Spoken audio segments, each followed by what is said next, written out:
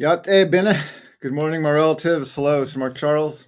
Today is Tuesday, March 18th. I'm here with my second cup of coffee.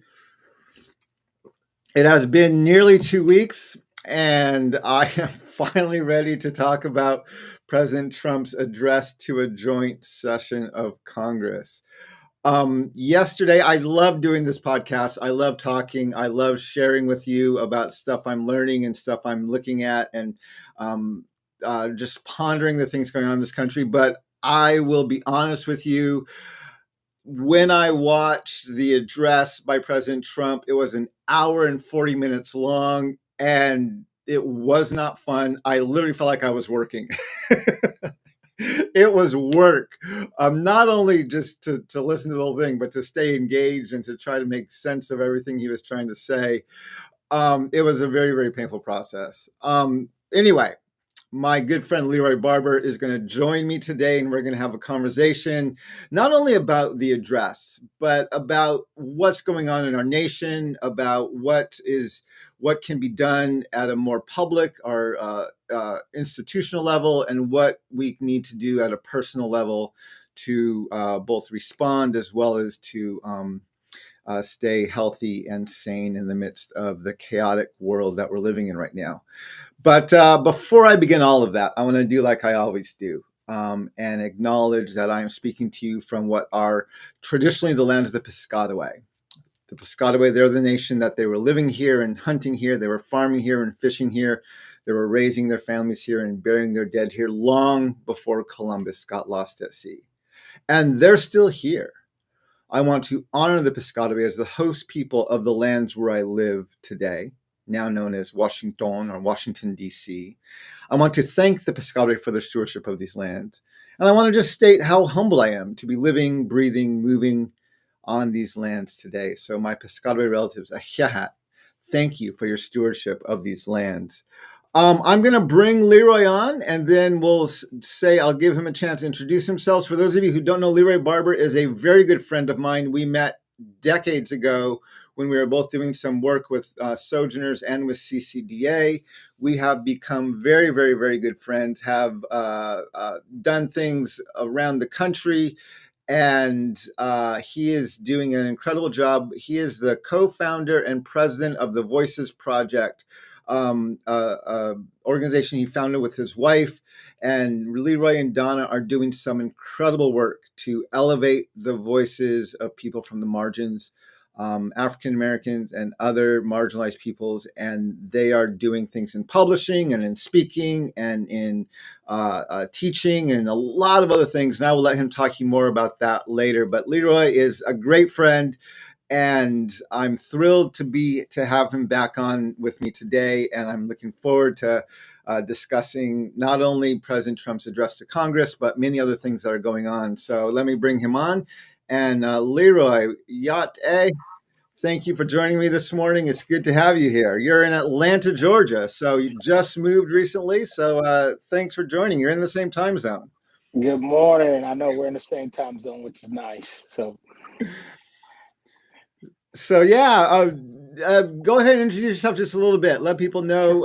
I try to give a bit of introduction, but go ahead and give a brief introduction of who you are and what you're excited about right now. Yeah, real quick, Leroy Barber. Live in Atlanta, Georgia. Originally from Philadelphia, Pennsylvania. Spent some time, about a decade or so, living in Portland, Oregon. Background is mostly community development, church planting, all those fun kind of things. Did some work in missions for a really long time. And now I'm excited about, I just turned 60 in December. And so I'm really excited about the pathway of eldership and what that means, and what that looks like, as we get older. What is our role, to younger people? What have we learned and what have we experienced in life that helps humanity move forward in a way with I used to not like this term, but old wise sages who have lived life, and the wisdom only comes from as long as you can make a list of your mistakes and you can tell others about those things, then that sounds like wisdom. But it's just really me telling folks, hey, don't do this because I did that wrong. So, Well, Leroy, thank you for joining. I want to welcome Shantina, Yá'át'ééh, Abina. Thanks for joining. Joyful Girl One, our Joyful Girl 96, Dreaming Nirvana, Yá'át'ééh, thanks for joining. Spice is Nice, Yá'át'ééh, thanks for joining from Tennessee. It's so good to see people on this morning. I'm grateful for all of you. I know there are many more who are watching live, but also who will join later. So, my relatives, grab your favorite morning beverage. For me, it's a good cup of coffee.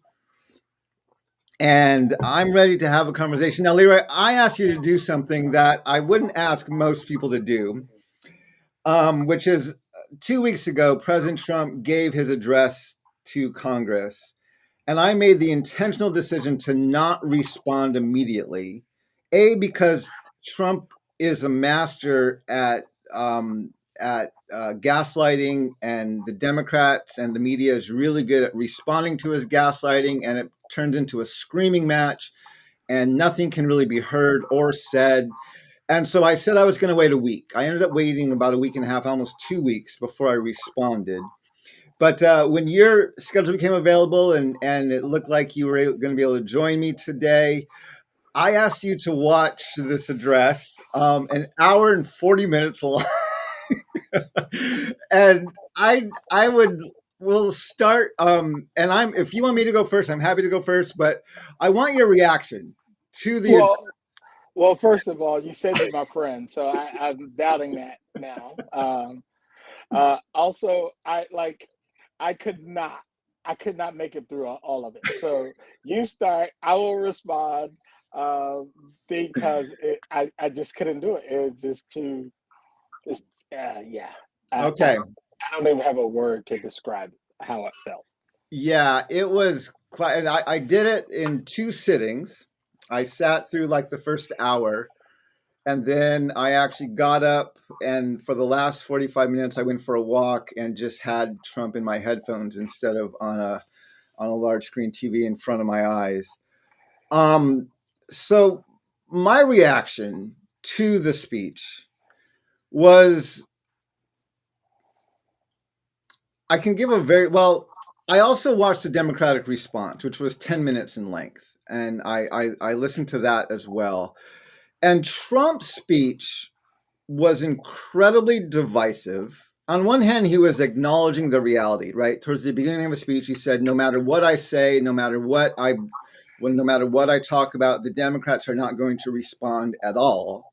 They're not going to clap. They're not going to respond." And then he went off on all these great things he could do or he could say, but he wasn't going to or hadn't done yet.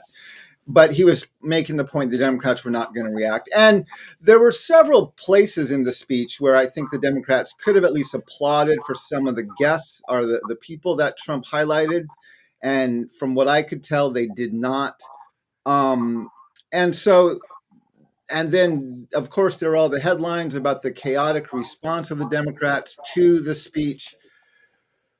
But it was the speech, so it acknowledged and stirred the divisiveness. It acknowledged that, yeah, the Democrats and Republicans are not seeing eye to eye on anything right now. And at other points, he literally mocked the Democrats, spoke down to them on the stage. And then at one point, he actually started name calling, and he referred, and I was listening to this, not watching it, so I couldn't see exactly, but I was probably just talking about Elizabeth Warren when he called her Pocahontas from the main stage. And throughout the entire speech, I felt like I was listening and watching not just a 5-year-old giving the speech, but a 5-year-old giving a speech to a room full of 5-year-olds on both sides of the aisle. Because the Republicans were applauding and egging Donald Trump on in his mocking and in his divisiveness. and the Democrats were behaving as children, receiving it most of the time. They did not have any sort of unified response. It was difficult to see what they were trying to communicate. And there were at least one, maybe two places where they could have expressed some support for at least the people Trump was highlighting, and they refused to do even that. And so I felt like I literally felt like I was back in elementary school or junior high or high school. Not high school, junior high or elementary school, watching like an assembly with one of the students giving a speech and the other students responding to the speech, and that's how the dynamic felt. The basic message, and then I listened to the Republican or the Democratic response to the speech. So Donald Trump's basic message, Mm-hmm.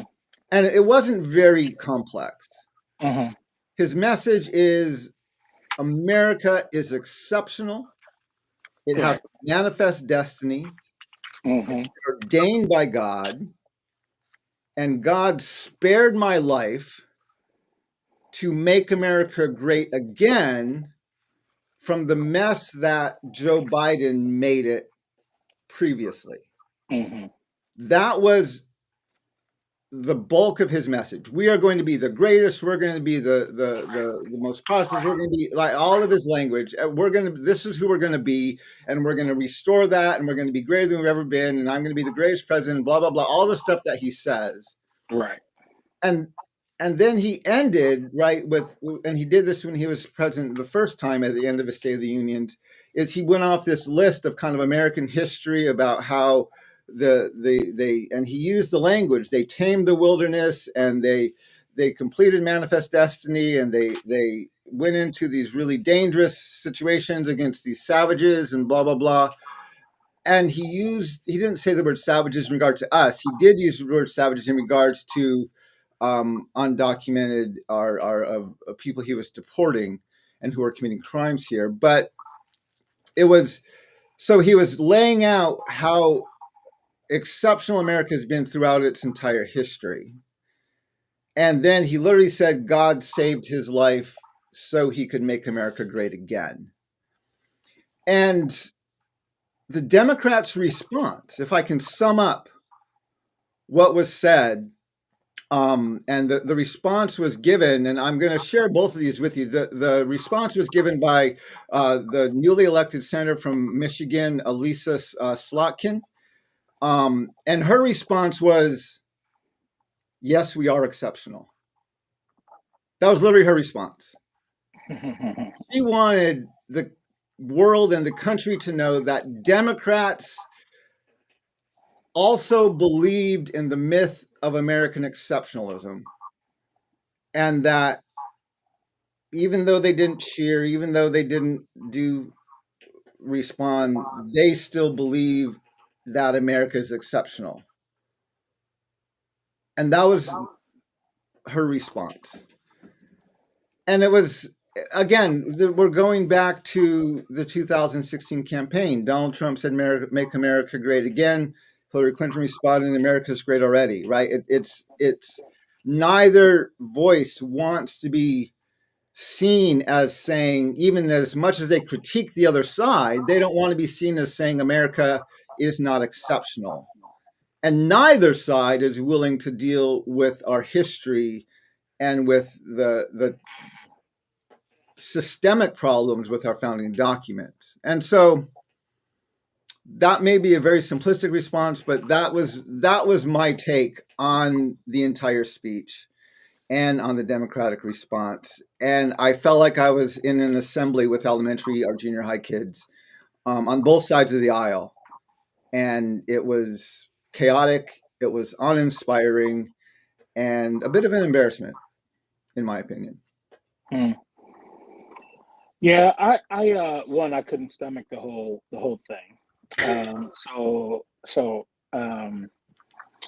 I really saw this as a, at times, overt.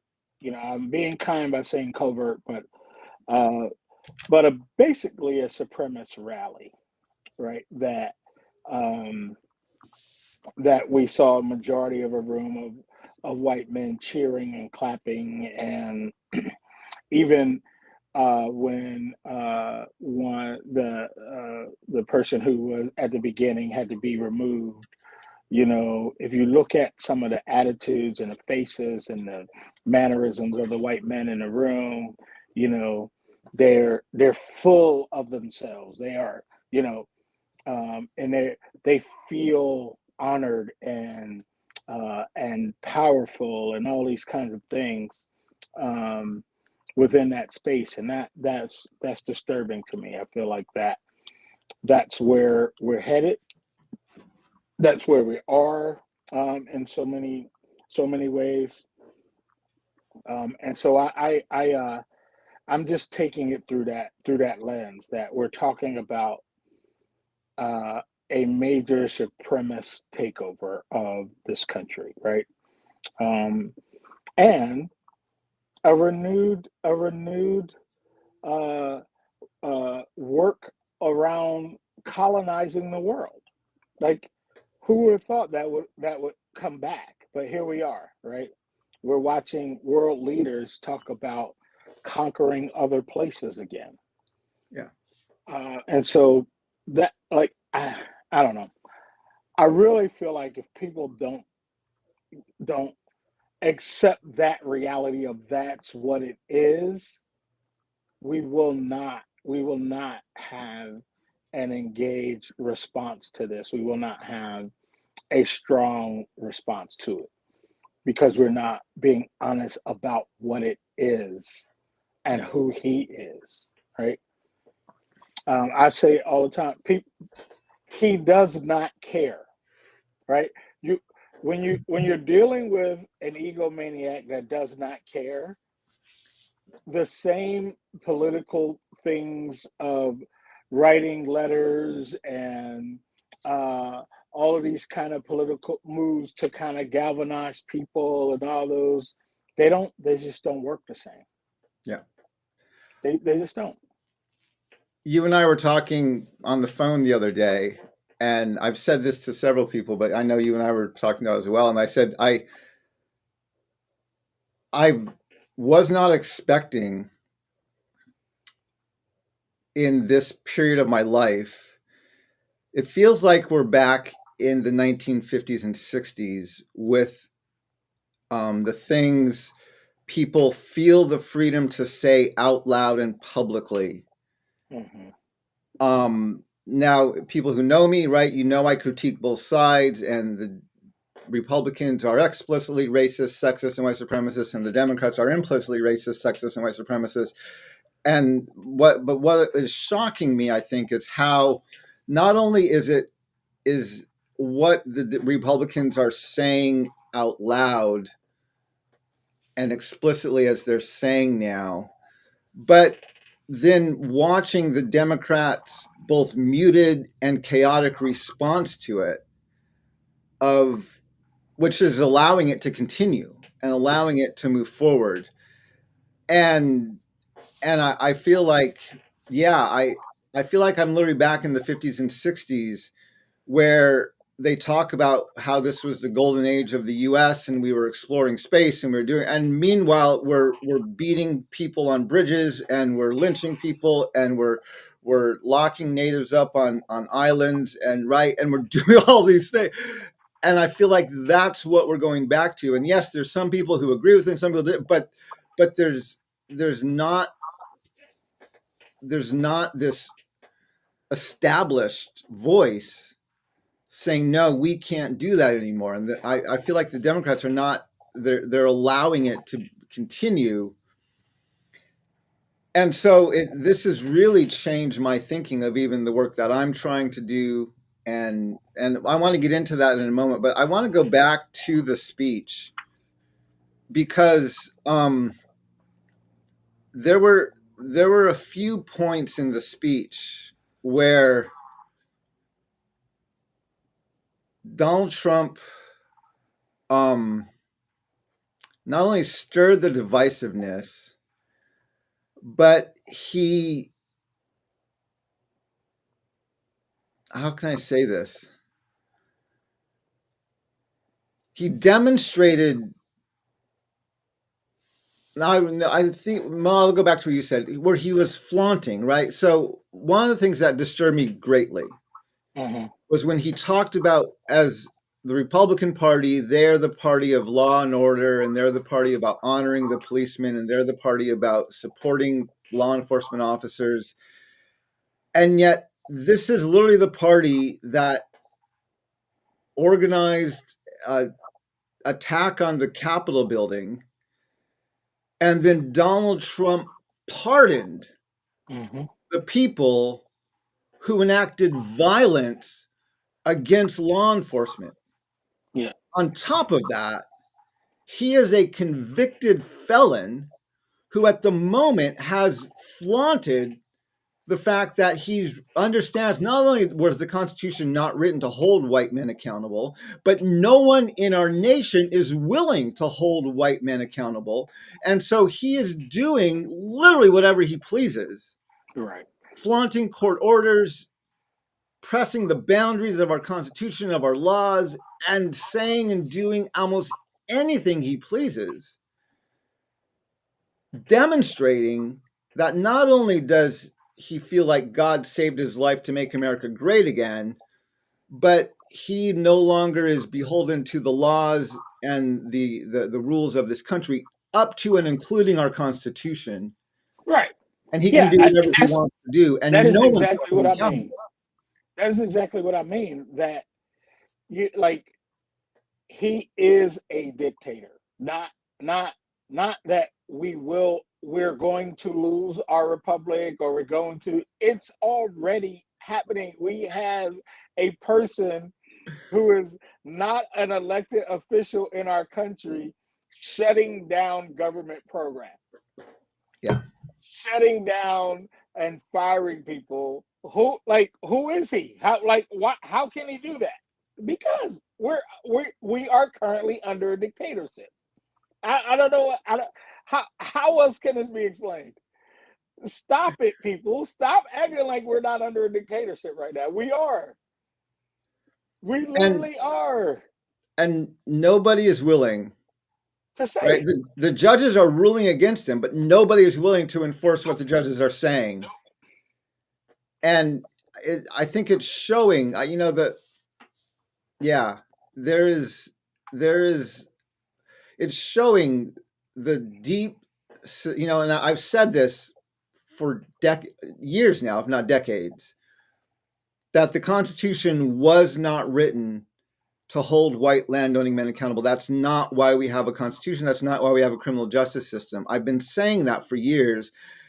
And Donald Trump is not only demonstrating, he's proving it. Yeah. He's proving that our system, if there is a white landowning male who is capable of getting the popularity that Donald Trump has, if this was a woman, if this was a person of color doing a third of the things that Trump is doing, he would be removed from office and would be behind bars, if not something else, quicker than we could turn our heads. Right. And Donald Trump understands that, yeah, there basically are no tools given to our law enforcement to hold a white landowning male accountable, and he's flaunting that. He is a convicted felon who is demonstrating from the highest office in our nation that he does not believe the court orders or the Constitution apply to him. And he believes he has God. I mean, this is how this nation was founded. That's the doctrine of discovery. That's right. And if you listen to the language that he used when he was talking about gang members and other people who have done criminal activity, he was literally using dehumanizing language of they're savages. He used that word at least twice. He talked about their monsters. Now, I do not disagree that the crimes he was describing were horrific, but the language he used was dehumanizing. And yeah, the language that he uses to describe the people he views as other is becoming more and more dehumanizing, right down to the fact that he, from the main stage, from the pulpit there, referred to a U.S. senator as Pocahontas, which is not only name calling, but a racial slur. Right. And no one even objected to that, as far as I can tell. And so, yeah, this is what you're saying is, I feel like I'm not just thinking, I'm like, yeah, I feel like I'm back in the 50s and 60s where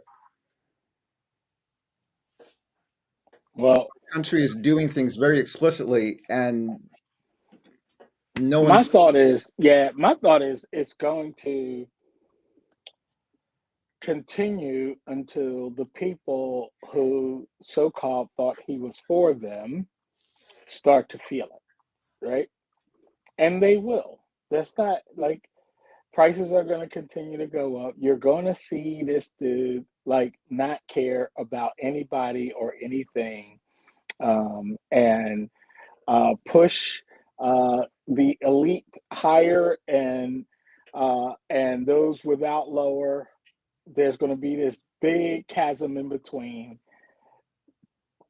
and that's when people will get a clue. They really got to feel it, and they will. We know, like, this can't yeah. this kind of leadership can't survive. It never has. We've seen this before. I think the I'll thing, go back further than the 50s, man. This is this is ancient leadership, right? This is stuff when Romans were conquering the world, right? Uh and uh and the papacy was right in it with them, right? Like, this is where we are. yeah, I mean, White evangelicals represent the papacy at this point in my life. Like, yeah, just a part of it. I'm going to post an article here. It's the AP News article about the deportations Trump did, where he deported alleged gang members of, I think it's a Honduras gang or a Nicaraguan gang, I forget. Venezuela, I think. He deported gang members under a war act from the 1700s. And a judge ordered the deportation stopped, and Trump ignored it.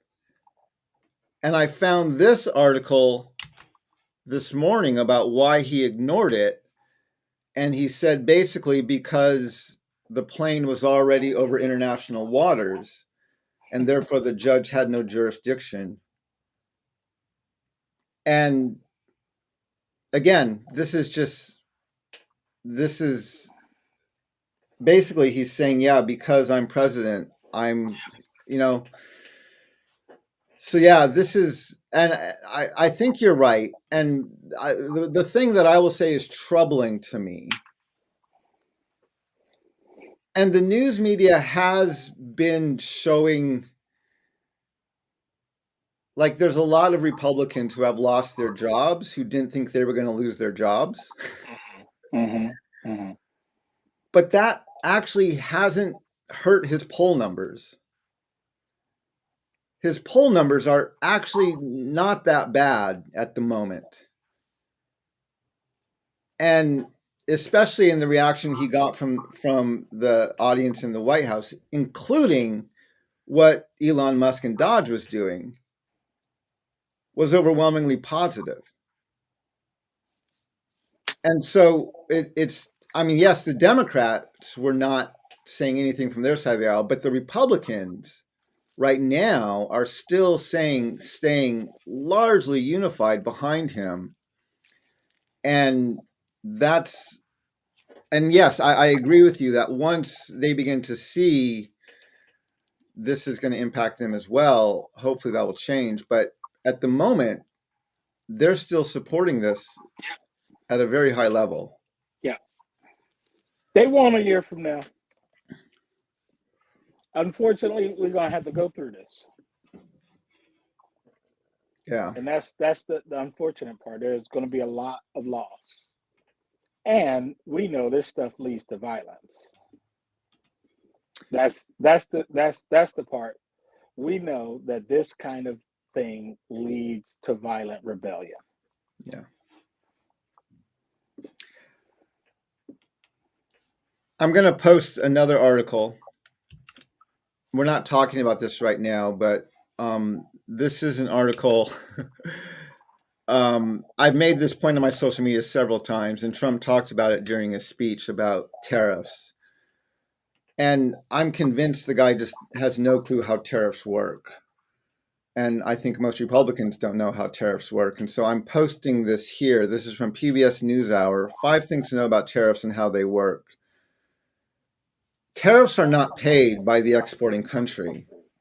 They're not paid by the exporting company. They're paid by the importing company, which is the American company. Mm-hmm.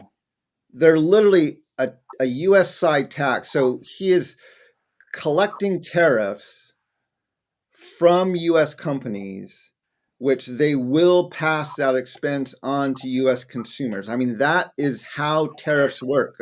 Pete Buttigieg responded in a tweet last week where he said, just to be clear, tariffs are taxes. And they're not taxes on the foreign entity. They're taxes on the U.S. companies and consumers. They literally are. That's how tariffs work. And I've made this point numerous times, and Trump just continues. The man does not understand how tariffs work. Anyway, I want to ask you another question.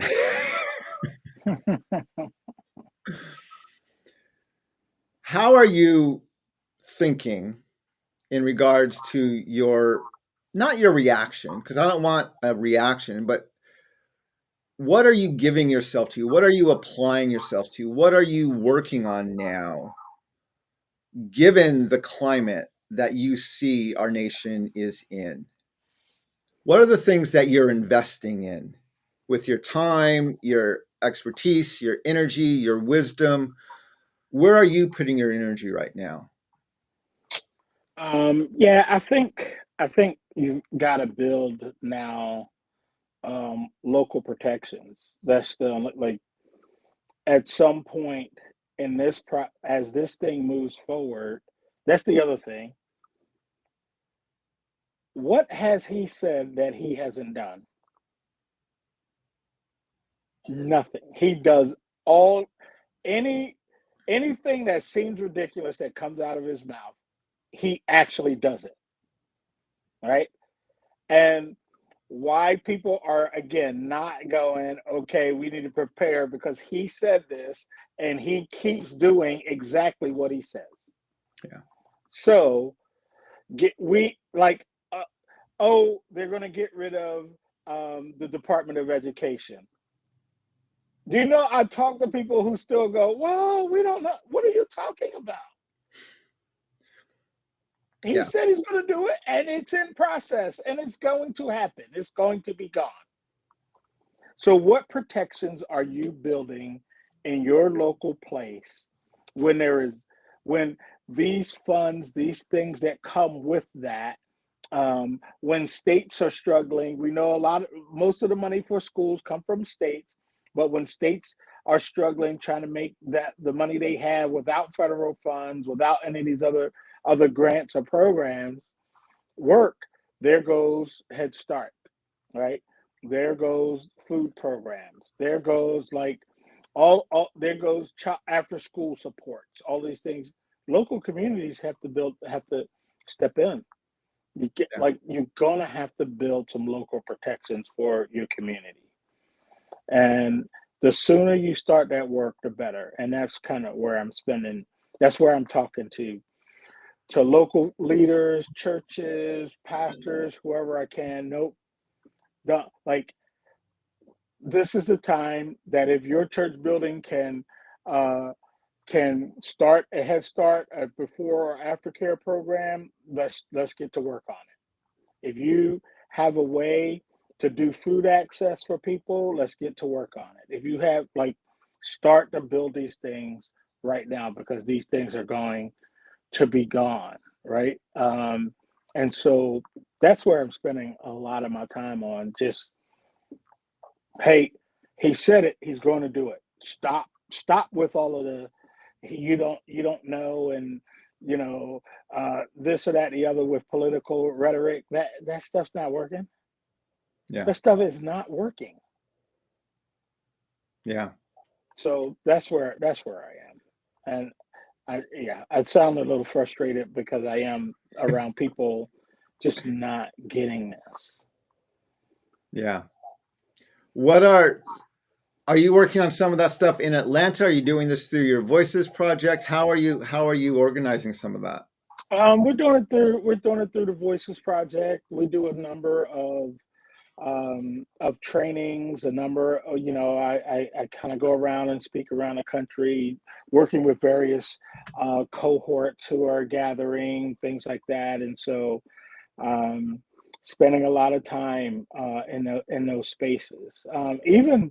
Even spending a lot of time with all white male cohorts and all white male groups to talk about what they can do in this time. Those who are not on the like thinking about supremacy the way it's being presented, who want to do something different. And so we're working with a number of those groups as well. Um, so yeah, that's where I'm spending my time right now. That's really good to hear, Leroy. I'm grateful that you're. I know. I mean, we talk every multiple times a week, but I love to see how you're still out there traveling and organizing and working and meeting with people all around the country, uh, not missing an opportunity to engage some of this dialogue. So yeah, I thank you for that work. It's great and inspiring to see what you're doing. Um, for my part, I'm convinced um, a lot of what we're seeing is due to our fact that we don't have a common memory and people Mm, don't know are not able to deal with our history and acknowledge it.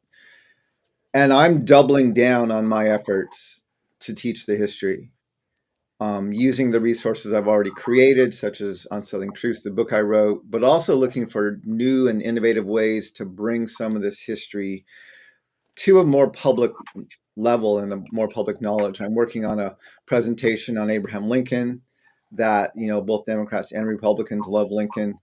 Um, and I want to use that as a way to elevate that dialogue more and really ask, why is a blatant, unapologetic, self-proclaimed white supremacist and one of the most genocidal presidents in our history considered by both parties to be our greatest president? What does that say not only about Abraham Lincoln, but what does it say about us as a nation and what we've learned or have not learned about our past? And I think that's one of the most dangerous things because, yeah, the Democrats don't like the expansionist language being said out loud, mhm, and they don't like that being said explicitly. mhm, mhm, But we've never decided as a nation under both Democratic or Republican leadership that we regret our past mhm, and that we want to do something about it. We've never wrestled with the doctrine of discovery. We both sides still honor Lincoln for what he's done. Both mhm, sides still, right? I mean, I live and I'm experiencing it. I live in Washington D.C. and our budget was literally almost shut down a week ago by this continuing resolution, and I have no one to call. mhm, There mhm, is no one who represents me with a vote sitting in Congress or sitting in the Senate. mhm, mhm, And it's like, and I live here, and it's like, and so, yeah, I mean, and neither the Democrats nor the Republicans are willing to fix that or to change that. mhm, And so the thing that concerns me the most is there are bipartisan values that Trump is going for: racism, sexism, white supremacy, and expansionist policies mhm, that the Democrats are not comfortable saying those things out loud, but they also have not done the work to actually change those things in our founding documents and in our institutions. And therefore, he's appealing very well. I mean, as I said at the start of the show, Trump's speech was We have always been exceptional. We are exceptional, and I will make us even more exceptional. And the Democrats' response was, yes, we're exceptional. Um, that they both wanted the American public to hear that very loud and clearly. Both parties still absolutely believe in the myth of American exceptionalism, which is based on the lie of white supremacy. And so I am doubling down on my efforts Hmm. to teach the history. And my response to Democrats is, I'm like, yeah, I'm because they're excited now. And I'm like, I've been teaching this during the past 8 years, or past 4 years with Biden, and during the years with Obama. It's only when there's a Republican in office that you're willing to acknowledge we have a problem. Hmm. Hmm. When Hmm. there's a Democrat in the White House, you don't want to acknowledge there's a problem. So while we have a Republican in the White House, and it's very clear we have a problem, I'm Hmm. I see this as a prime time to continue to press that subject. Yeah, it absolutely is. I mean, in some respect, aren't we seeing uncovered what's always been under the veil anyway, right? Yeah, And we're just seeing it uncovered. We're just seeing, um, supremacy being in our time anyway. It wasn't always veiled, right? In my lifetime, um, it's been veiled somewhat, right? yeah. Except, obviously there are exceptions of police shootings um, and those kind of things, but for the most part, it's been veiled, right, in my lifetime. But before that, it wasn't, right? And now it's being unveiled again, and new generations of people are seeing it for what it is. Yeah. Right? So, I want to ask you another question, if I can. mhm, Um, People know I've done a lot to change my health in the past 2 years. I've done a lot of work, but you have also done a lot of work to change your health in the mhm, past several years. And I'd love just to hear like what changes have you made mhm, and how do you feel that is helping you in your work to that you're doing today? Like mhm, the changes you've made to your health, what impact does that have your on the work and even the situation we're in today? And do you see those two things as connected? mhm, hmm. Well, yeah, I had to change my health.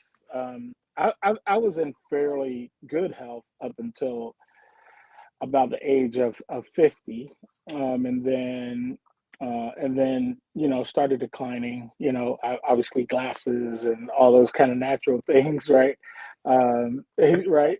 Uh, but then about five five 5 years or so ago, I got diagnosed with type 2 diabetes, and my doctor said, "Hey, this is genetic, right? This is in your family history, blah, blah, blah," and then start saying other things that were in my family history, and you need to here's the medication that's going to take care of it, and so I started medication for type 2 diabetes, a drug called metformin, and it was brutal on my body.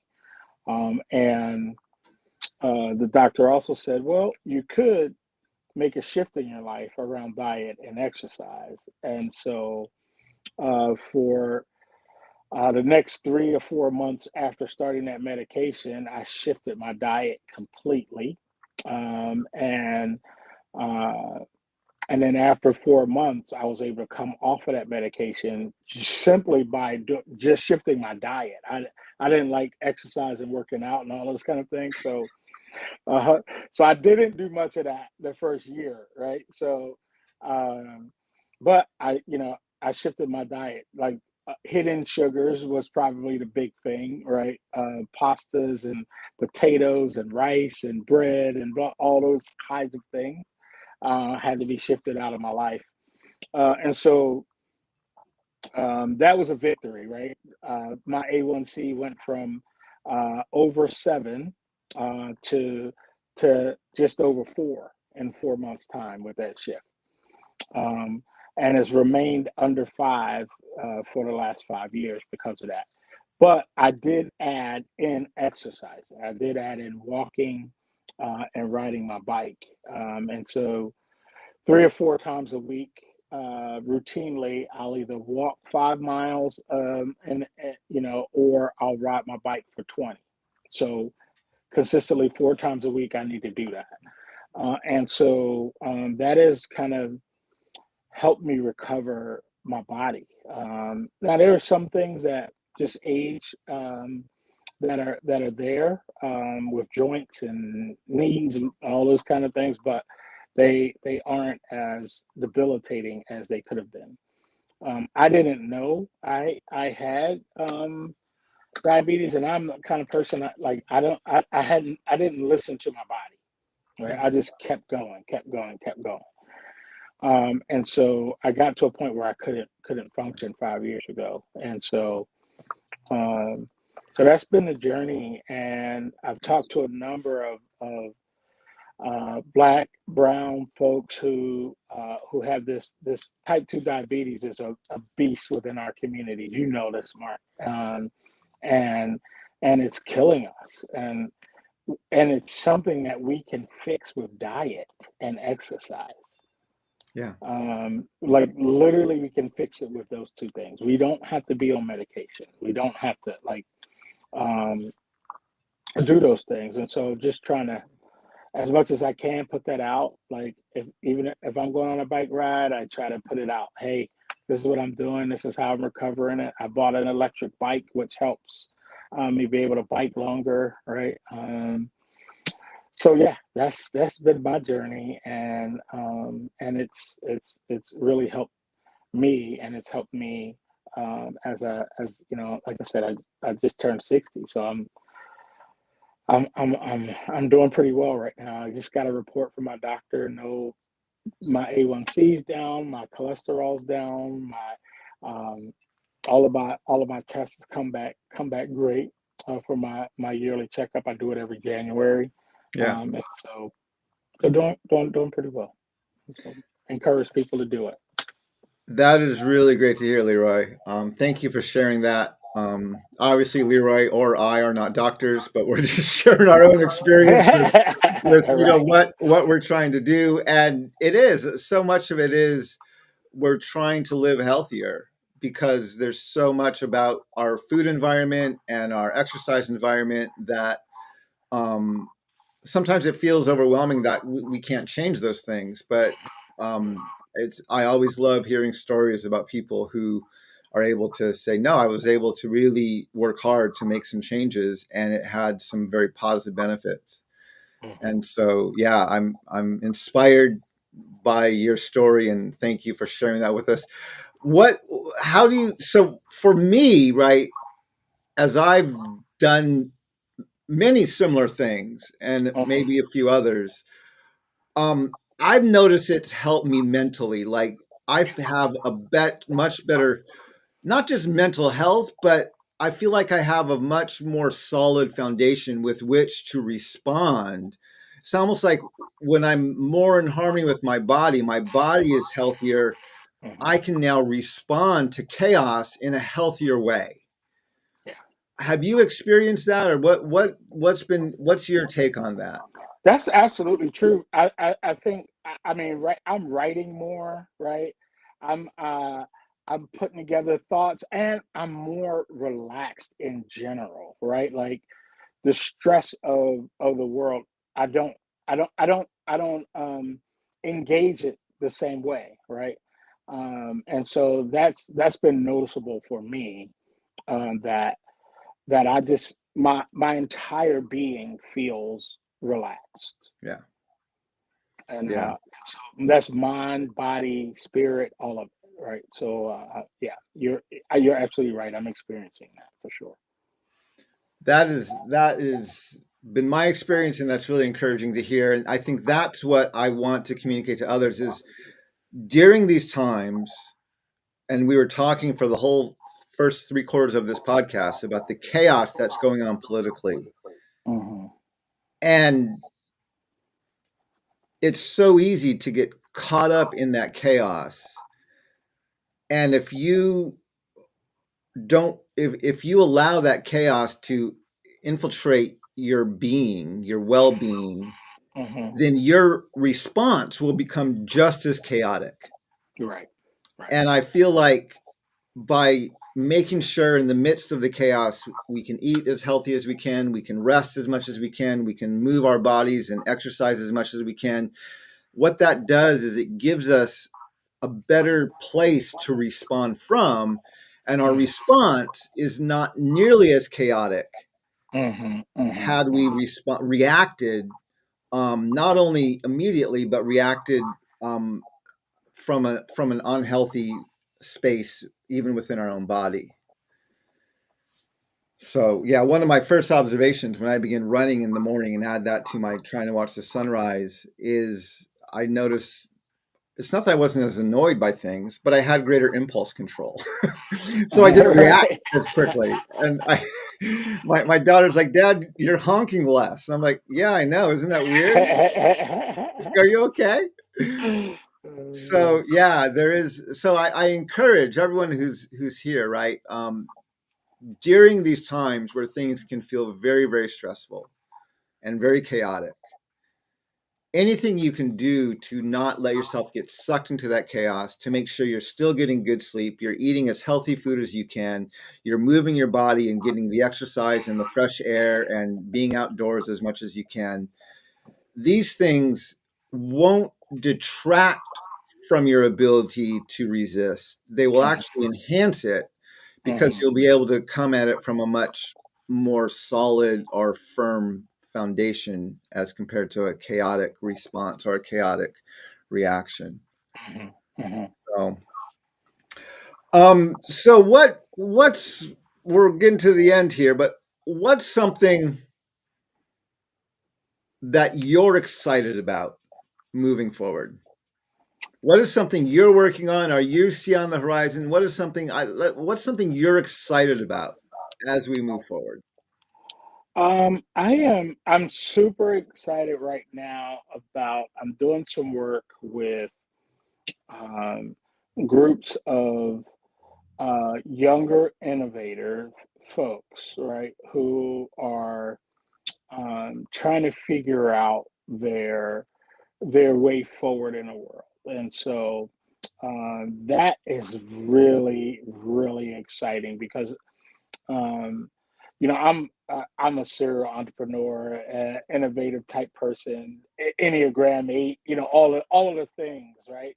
And I wish I would have had 30 years ago somebody who was in an elder role who understood that kind of archetype, if you will, and was able to coach me through some things. And I'm really excited about being able to do that at this point in my life and having a lot of fun with it. So we're matter of fact, we got a group of them coming to Atlanta this weekend, and we're going to spend some time together. And I'm working with groups of men who are doing kind of exploring second half of life stuff, right? And what that looks like for them and their families, and what it looks like politically, what it looks like. And so I walked the Camino this past year, and I'll walk it again this year. And so those kinds of things are giving me a lot of life to kind of be in that place. So. That's great to hear. Now, I know Voices has been getting into the publishing world a little bit. Any Mhm, things mhm, that you mhm. guys have published recently or that you have on the horizon that you want to tell us about? Donna has another devotional coming out this fall, which she just finished up, and it's through the editing process now, which is exciting.